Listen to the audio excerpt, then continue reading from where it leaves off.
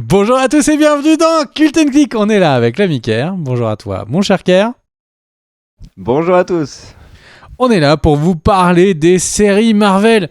Les séries Marvel, en fait, il y en a beaucoup qui ont été arrêtées, beaucoup qui ont été annulées. Quel est l'avenir des séries Marvel? Parce que bon, il y en a qui sont annulées, il y en a qui sont annoncées. Et il y a eu une grosse annonce dont tu vas nous parler, Ker. Quelle est-elle? Alors avant la grosse annonce, le petit message traditionnel, n'hésitez pas à vous abonner à la chaîne pour rejoindre la famille et ainsi pouvoir voir toutes nos prochaines vidéos sur plein de sujets comme Star Wars, The Witcher, GOT, les plateformes de streaming, etc., etc. Et là on s'arrête sur Marvel Télévision parce qu'il y a une grosse annonce. Alors remettons un petit peu les choses dans le contexte. Chez Marvel, il y avait plusieurs entités. On avait donc Marvel Comics, Marvel le ciné avec le MCU, et on avait Marvel Télévision qui s'occupait un petit peu librement de développer ses séries sur différentes chaînes. Par exemple, ABC avait Agent of Shield, Netflix avait récupéré tout ce qui était Defenders. On avait Hulu avec Runaways, Cloak and Dagger sur Amazon, etc., etc.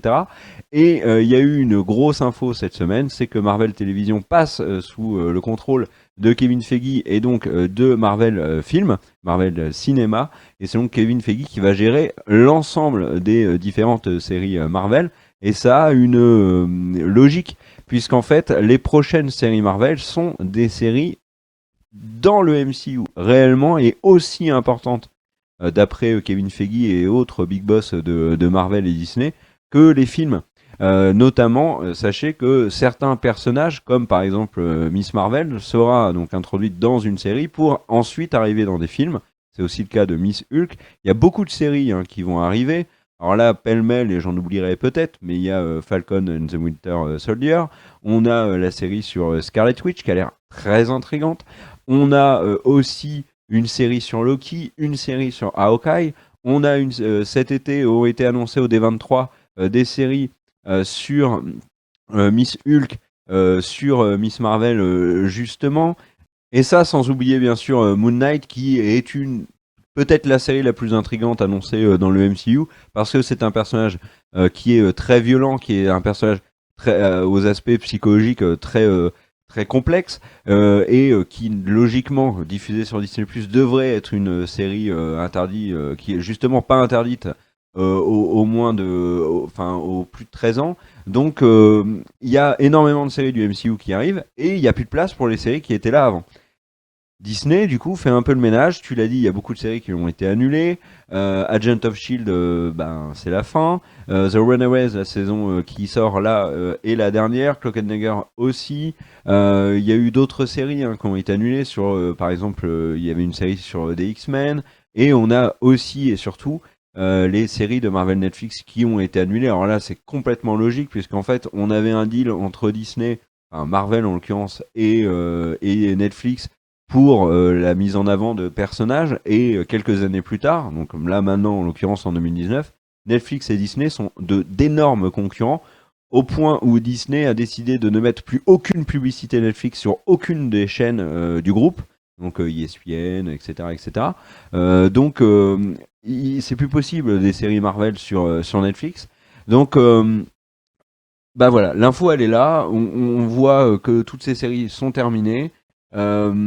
Et les prochaines séries sont des séries du MCU. On est hyper emballé par les séries du MCU, c'est indéniable. Elles sont beaucoup plus emballantes que toutes les précédentes. Et dans cette vidéo, alors outre l'info de Marvel Television qui disparaît, on va vous faire un petit peu le bilan de ces différentes séries Marvel. Et si tu le permets, j'aimerais commencer parce que moi, n'ayant pas vu Agent of Shield, je pense que ton avis sera plus complet que le mien. Moi, je vais m'arrêter sur ce que j'ai pu voir, donc Runaways, et aussi, bien évidemment, les séries Marvel Netflix. Le gros problème, et qui fait que ça n'a pas été des succès et que Disney n'ait pas voulu les conserver, c'est que moi, je trouve que ces séries ont joué petit bras. Très clairement, mais petit bras dans le sens où, par exemple, on peut cracher, si on veut, sur The CW et le Arrowverse, mais là, ce qu'ils font sur Crisis, machin chose, il y a plus de 40 personnages qui sont dans les différents épisodes du crossover géant. C'est ambitieux. Alors, ça sera peut-être pas de la qualité, mais c'est ambitieux. la série Titans, qui est actuellement sur DC Universe, c'est une série qui est beaucoup plus ambitieuse que toutes les séries Marvel Netflix. Pas dans la qualité, parce que les séries Marvel Netflix avaient une qualité qui était évidente. Je pense à certains passages de Jessica Jones au début ou de Daredevil. Mais quand je dis petit bras, c'est qu'ils arrivent, et on en a déjà parlé sur la chaîne, mais c'est bien de le redire parce que c'est vraiment un truc qui, moi, m'a gêné. On est dans un univers qui possède pléthore de super-héros, avec des ennemis qui sont aussi des ennemis très puissants, très spectaculaires. Et on va nous faire une série où on va suivre Jessica Jones avec juste ses amis très proches, et puis un méchant, jamais aidé par les autres super-héros qui sont dans la ville. Runaway, c'est dans un quartier. Agent of Shield, qui reprend quand même un personnage du MCU, donc Coulson, qui, pareil, coupe un petit peu ses liens avec le MCU, même si on comprend que tout ça c'était politique, parce que chez Marvel Télévision il y avait de très mauvaises relations avec Marvel, le MCU, enfin Marvel Cinéma. Mais moi j'ai trouvé que ça manquait très clairement d'ambition. Au point où les séries Marvel Netflix, j'ai commencé à les regarder, j'étais à fond dedans comme toi d'ailleurs, et petit à petit elles ont continué et nous on s'est arrêté en chemin. Alors il y avait déjà la qualité, il y avait Defenders qui, je trouve, était franchement, vraiment, pour le coup, très raté. Et c'est dommage parce que c'était l'association de tous les Defenders, donc c'est comme son nom l'indique. Donc c'était pour le coup vraiment un gros loupé. Et puis il y a aussi autre chose, c'est que ça fait un moment qu'on sait que Disney a récupéré la Fox, que Disney va introduire les 4 Fantastiques, les X-Men, etc. Que Disney a prévu avec Disney Plus de faire des séries sur Marvel. Donc on savait très bien que toutes ces séries-là n'avaient plus d'avenir. Et par exemple, Jessica Jones est sortie la dernière saison. J'ai regardé le premier épisode, je me suis ennuyé. J'ai pas continué parce que je savais que de toute façon, il y avait peu de chances que la série me crève les yeux par sa qualité. Et de toute façon, il n'y avait pas de suite derrière. Iron Fist, il n'y a pas de suite. Luke Cage, j'ai terminé la saison 2 avec difficulté en sachant qu'il n'y aurait jamais rien derrière. Tout ça, c'est dommage. C'est ça a été une période de l'histoire de Marvel, ces séries-là, qui à mon avis n'ont pas été inutiles, mais maintenant on passe dans le sérieux, on passe dans l'artillerie lourde, et vraiment pour le coup l'artillerie très très lourde, parce que je pense que les séries du MCU sur Disney+, ça va tabasser. Quand on voit les budgets, c'est très impressionnant. Mais voilà, on passe à une autre période qui, à mon avis, sera une période beaucoup plus intéressante. Qu'est-ce que t'en penses, toi, c'est quoi ton bilan des différentes séries feu ces séries annulées ou terminées? Eh bien, c'est qu'elles elles ne sont pas des séries de 2019, elles ne sont pas des séries de 2020, elles ne sont pas des séries de 2021. Et ainsi de suite. Qu'est-ce que j'entends par là, mon cher Guerre ? Eh bien, j'entends tout simplement que les critiques que tu leur fais, ce sont des critiques que quelqu'un peut faire en 2019 avec les yeux de quelqu'un qui regarde des séries, qui ont les budgets que mettent les plateformes, qu'on sent être les budgets de la future série sur Loki, des budgets qui sont mis sur Mandalorian, etc. Du budget qui a l'air de sortir sur The Winter Soldier et Falcon. Et le truc, c'est que très concrètement, quand la série Shield est sortie, c'était une série, Josh Whedon, qui était dans une espèce de lignée de Buffy contre les vampires, Angel. C'était une série qui avait un budget télé très contrôlé, qui était diffusée à la télé. C'était une série qui n'avait pas des ambitions feuilletonnantes incroyablement tenues, ou en tout cas pour les premiers épisodes. L'idée était déjà incroyable. On avait des gens qui avaient l'ambition de mettre ce vénérable média qu'est le cinéma en connexion avec ces éléments qui sont des séries qui ne sont faits que par des acteurs de seconde zone, etc. Et on avait même eu l'agent Coulson qui était le même entre les deux. Et en fait, c'était un premier mur à passer. C'était une première étape qui a eu du bon et du pas bon. Si vous regardez des très très vieilles vidéos de Culling League, je sais même pas si c'est sur la chaîne, où on avait fait la critique des 2 premiers épisodes, et j'avais trouvé ça vraiment d'un manque d'ambition total. Et en fait, c'est juste que c'était en rapport avec les capacités financières que mettait à l'époque la branche télé de Marvel sur les séries. Alors oui, franchement, chaque saison de Agents of Shield criait du manque d'ambition de scénario, du manque d'ambition au niveau du budget. Et puis Marvel Télé a eu son pinacle de la médiocrité avec la série extrêmement connue qui était Les Inhumans. Franchement, une série qui est vendue comme étant une série diffusée en avant-première dans des cinémas en IMAX. Est-ce que c'était mérité? Je ne sais pas. Alors, c'était pas la plus grosse catastrophe de l'histoire, comme beaucoup l'avaient annoncé, mais c'était effectivement une série un peu dommage. Par contre, là où on avait senti un peu d'ambition, c'était sur Netflix, c'était Daredevil, où là où il y avait des scènes d'action qui étaient dignes de certains films, comme Le Raid ou des choses comme ça, des scènes d'action qui sont faites en one-shot. En plan séquence. Et donc on a senti quelque part que les plateformes étaient capables de faire mieux avec ces sujets que ne l'étaient certaines chaînes de télé.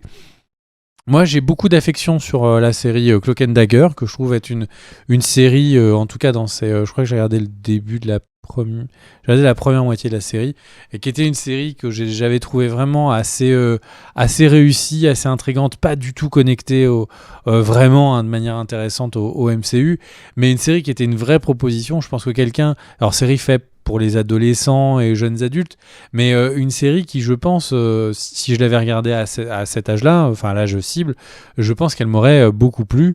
J'aurais peut-être éteint un épisode de Dawson pour la regarder, je ne sais pas, soyons fous. Mais vraiment, je trouve que c'est juste qu'on a eu une palanquée de séries avec des niveaux et des ambitions très différentes, et que là, Disney a dit, bon, c'était marrant, vous avez joué, vous avez on vous a filé l'argent de poche. Maintenant, hop, c'est fini. On reprend les choses. Notre plateforme va taper très fort. Le MCU, c'est très très important pour nous. Et du coup, il n'y a pas de raison que les séries qui sont connectées au MCU ne soient pas faites avec autant d'ambition. Et je trouve que c'est très logique dans le développement de Disney, développement qu'ils font sur toutes leurs franchises. Il n'y a aucune raison que la franchise aussi porteuse que celle de Marvel ne profite pas de tout ça. Et du coup, j'ai envie de dire que c'est très cohérent avec tout ça. Est-ce que tu veux rajouter un mot de la fin, mon cher K? Non, je trouve que c'est très juste ce que tu dis, qu'en effet, il y a eu une évolution du marché et au niveau des séries, et qu'en effet, ces séries-là étaient parfaitement adaptées à leur époque, et que cette époque est clairement révolue. Quand t'as Disney qui arrive et qui dit bah maintenant on va faire des séries du MCU avec les acteurs de Avengers, et comment tu veux que Runaways ou Immortals ou quoi que ce soit puissent rivaliser? C'est pas le même budget, il y a des méga stars, il y a des attentes qui sont absolument plus les mêmes. Et d'ailleurs, mais moi je rebondis, mais le fait que Marvel Télévision passe sous la main de Kevin Feige, c'est complètement cohérent. Feige va pas laisser un département, un pseudo-dépendant chez Marvel chapeauter ce que lui est en train de faire dans une partie de ce qu'il fait dans le MCU. C'est pas possible. Donc non, je suis d'accord avec toi. Globalement, moi quand même, et je te pose la question après, est-ce que de cette grande période, enfin grande, je parle en termes d'années au moins, il y a une série qui t'aura marqué plus qu'une autre? Moi, honnêtement, non. J'ai bien aimé certains passages de Daredevil, mais en toute transparence, il y en a d'autres aussi qui m'ont gavé. Luke Cage, j'aime beaucoup l'acteur, mais l'acteur est parti sur Evil et il est encore meilleur sur Evil que dans Luke Cage, donc non. Jessica Henwick, que j'adorais dans Iron Fist, elle fait d'autres choses maintenant, donc franchement, moi je regrette même pas les séries Marvel Netflix. Il y a plein d'autres choses à regarder. Et les autres séries que tu as citées et que tu suis, comme par exemple toi, tu as commencé Cloak and Dagger, la série avec les X-Men je l'ai pas suivi. Enfin, j'ai regardé le pilote. Runaway, j'ai vu le pilote. Agent of Shield, j'ai jamais vraiment accroché. Donc moi, ces là vont pas me manquer. Toi, quelle est celle qui va te marquer et que tu retiendras finalement? Agent of Shield, peut-être, non? Pas du tout, c'est Daredevil. Daredevil, évidemment, qui va me manquer le plus. C'est une série qui, je me suis dit, quand j'ai vu la saison 1 de Daredevil, je me suis dit, mais c'est possible, quoi. C'est possible de faire des séries de super-héros qui ont plus de profondeur que le Flash des années 90. C'est, pour prendre un autre super-héros habillé en rouge, c'était possible d'avoir une vraie trame dramatique, d'avoir en plus ce côté binge-watching, on pouvait tout avoir d'un coup, et donc de vraiment de prendre des coups dans la gueule sur certaines réalisations. Le fait que ça s'était pas diffusé à la télé, il s'était permis d'être beaucoup plus sombre que ce que la télé accepte. Et vraiment, pour moi, c'est Daredevil qui a vraiment marqué quelque chose. C'est juste dommage que toutes les séries derrière n'ont pas su transformer ce super bel essai. Mais vraiment, celle que je retiens comme étant la première vraie série super-héroïque qui m'aura marqué, à part évidemment Infinite Crisis voilà, pour les fans de DC, qui est intéressant à regarder. Mais le truc, c'est que c'est vraiment Daredevil qui, pour moi, marque les choses. Ouais, non, je suis d'accord avec toi. Et il y a un truc aussi que j'aimerais rajouter, c'est que dans les séries qui arrivent là dans le MCU, sur Disney+, j'ai vraiment l'impression que Disney s'apprête, enfin Disney, bon, on va dire Kevin Feige s'apprête à faire des choses qui sont qui sortent qui sortent du commun et prendre de vrais risques. La série sur Miss Marvel, qui est quand même la première super-héroïne musulmane, très jeune, très libre, c'est un vrai risque. La série sur Miss Hulk, c'est pas évident à mettre en scène parce que le personnage du fait qu'elle soit toujours en vert, etc. Ça sera pas facile. Moon Knight, ça sera pas facile aussi. Mais les trucs qui peuvent paraître les plus évidents, comme par exemple Falcon and the Winter Soldier, il y a un vrai risque aussi parce que c'est le passage de bouclier, c'est un nouveau Captain America, c'est tout ça. Donc c'est quand même risqué de l'introduire dans une série télé. Et alors celle qui, je l'ai déjà dit tout à l'heure, mais celle qui m'intrigue le plus et qui à mon sens va être l'œuvre la plus chelou qu'on va avoir dans les séries du MCU, c'est la série sur Scarlet Witch. Parce que de ce qu'ils nous en présentent et des photos qu'ils nous ont montrées, de ce qu'ils ont pu dire en interview, on a quand même la moitié globalement, ou peut-être un tiers, mais une grosse partie de la série, qui, si on comprend un petit peu, va être un sitcom des années 50, avec Scarlet Witch et Vision. Et donc, si on connaît un peu le personnage de Scarlet Witch, bah, on en conclut juste que ça va se passer dans sa tête. Donc, ça peut vraiment être quelque chose de très étonnant. Donc, moi, j'ai hâte de voir ça, en tout cas. Donc, en effet, je suis d'accord avec toi, Daredevil. Il y a des aspects de Daredevil que j'ai vraiment appréciés. Et ça serait malhonnête de pas le dire. La première saison, j'ai aimé la regarder. Moi, il y a un truc dans Daredevil qui m'a flingué, c'est la deuxième partie de la saison 2 sur la main, Elektra. Ça, j'ai pas du tout accroché. Par contre, la première saison, tu vois, ouais, non, mais en plus, j'ai oublié Fisk. Le caïd il était vraiment énorme dans Daredevil.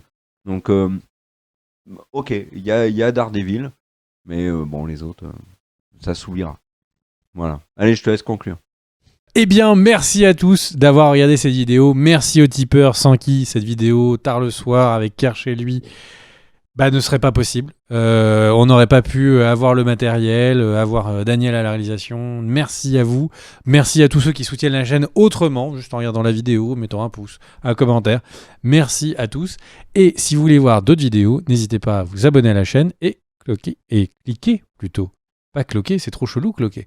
Il fallait cliquer tout simplement sur la cloche. Des bisous, ciao.